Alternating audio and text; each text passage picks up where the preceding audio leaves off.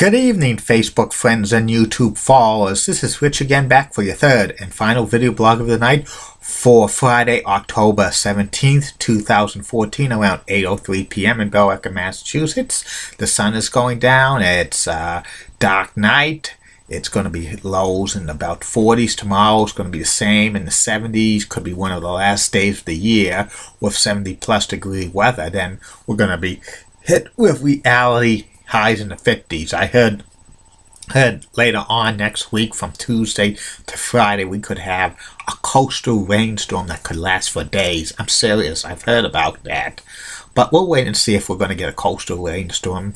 And this is the start of nor'easter season of New England. That means the nor'easters come, but in usually October and November, the rainstorms, just cold rain, and from December on, major snowstorms. But let's not talk about snow right now. And for the next 4 days, there will be no baseball games because getting ready for the World Series. The Kansas City Royals against the San Francisco Giants. It's only the second World Series since 1995, when they had the expanded playoff format to add wildcard teams, that both teams are wild cards, the Kansas City Royals and the San Francisco Giants.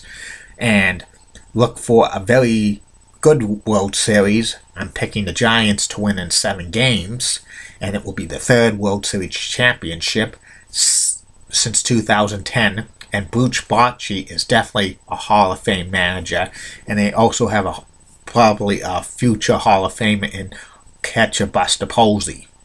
And it should be real entertaining. I think the ratings for Fox are going to be one of the lowest World Series ever on record, but you never know. You just never know. And that's about it on that.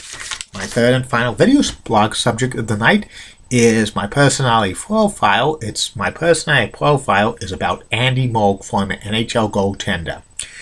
Andy Moog played 17 years in the National Hockey League in gold with the Oilers, the Bruins, the Stars, and the Canadiens. He grew up in British Columbia, Canada, and he played junior hockey for the WHA Kalamazoo Chiefs and Billings Bighorns. As a goaltender, he was a great goaltender in junior hockey. And then he was drafted by the Edmonton Oilers in 1980, and he spent a couple of years in the minor leagues back and forth between the Oilers and the minor league teams they were affiliated with it. He was a pretty good goaltender for the minor leagues, and he got called up for once in a while, but he would get sent back down as he wasn't that great to begin with for the first few years. He was actually the Oilers' #1 goaltender 1982-1983 season when they made a run at the Cup Finals. He shared time with Grant Fuhrer between the pipes for about 6-7 years in the Oilers, and they were a pretty good #1-2 goaltender in the NHL. And they made the All-Star team together in 1986. Grant Fuhrer and Andy Moog as the only 2 goaltenders for the Campbell Conference.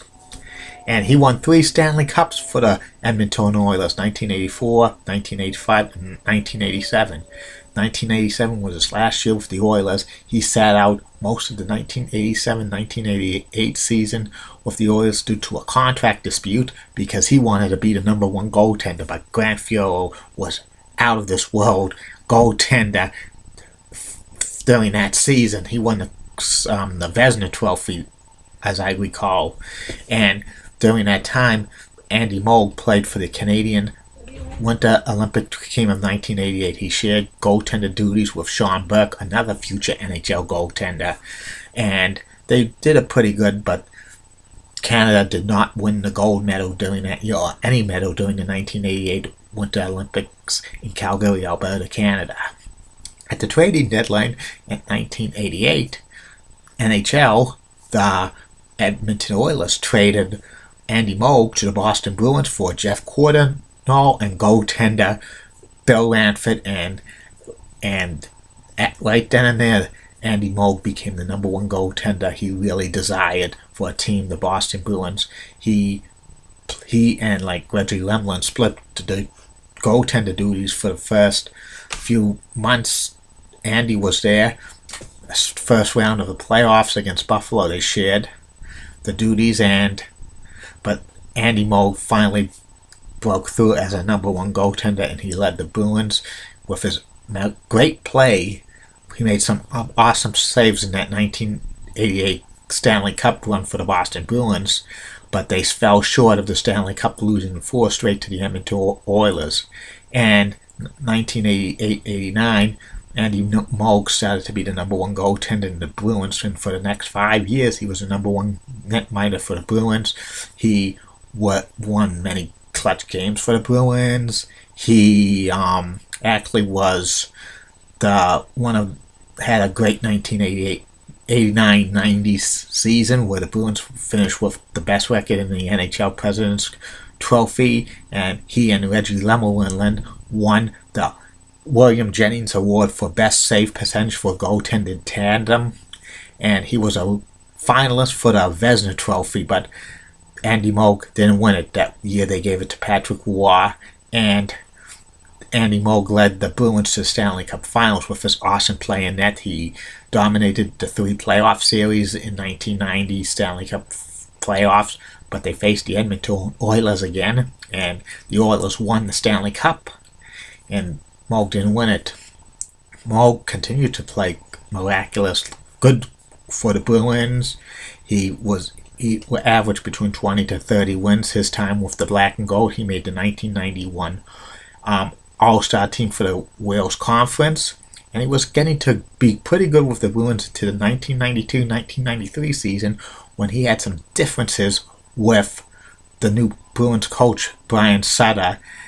Brian Sutter benched Andy Moog during a slump, and he and Brian Sutter just didn't get along, and due to a poor playoff series in the 1993 Stanley Cup playoffs first round against the Buffalo Sabres, where the Buffalo Sabres swept the Bruins for 4 straight, Andy Moog's time with the Bruins was over, because he did not want to play for Brian Sutter again.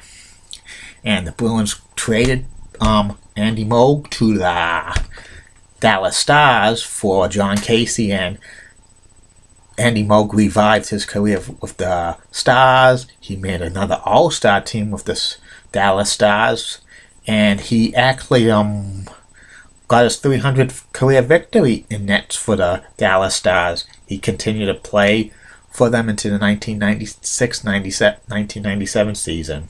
And also during this period, Andy Moog was the vice president of the NHL's Players Association, and he presided for the NHL during the 1992 strike and the 1994 NHL lockout.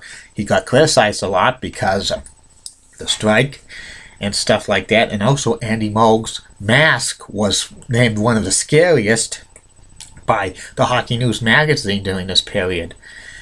Andy Moog ended his career with the Montreal Canadiens in the 1997-1998 season as a backup goaltender. He retired with 372 career victories, and he hasn't been considered for the Hall of Fame, for the Hockey Hall of Fame yet, but if you got over 372 victories, you should be in the Hockey Hall of Fame, because he was a decent goaltender, but he had kind of a high goals against average. He was mainly not a number one goaltender for most of his career and stuff. He didn't win too many major awards or a finalist for the Vezina Trophy consistently, so he's never been considered.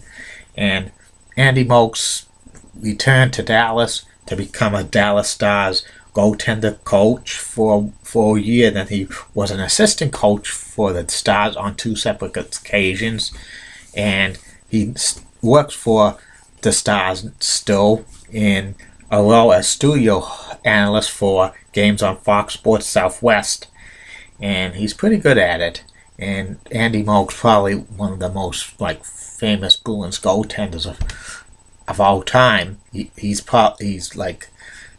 in the top 10 of wins and goals against average and shutouts. It would be good to see Andy Moog in the Hall of Fame. and he wears number 35. He wore number 35 for the Bruins, but I doubt he's going to get number 35. Is going to get raised to rafters at the TD Garden with his name on it anytime soon. You're more likely to see D. Patel be on a reality show about last week, no bus, than Andy Moog getting his number retired by the Boston Bruins. And that's about it on that. I'll be back tomorrow for at least 3 more video blogs. One of the subjects confirmed tomorrow is the 10 best pitchers in Red Sox history. And then maybe Sunday I could do the top 10 best pitchers in New York Yankees history.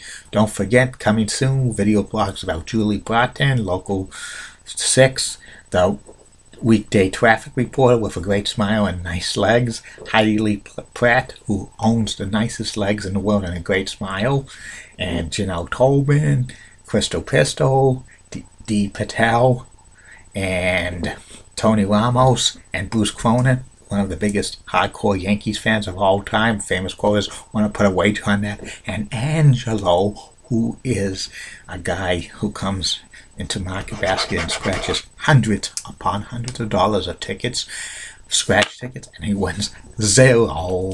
Like, wow, yo, 0. And have a good night, Facebook friends and YouTube followers. Bye now.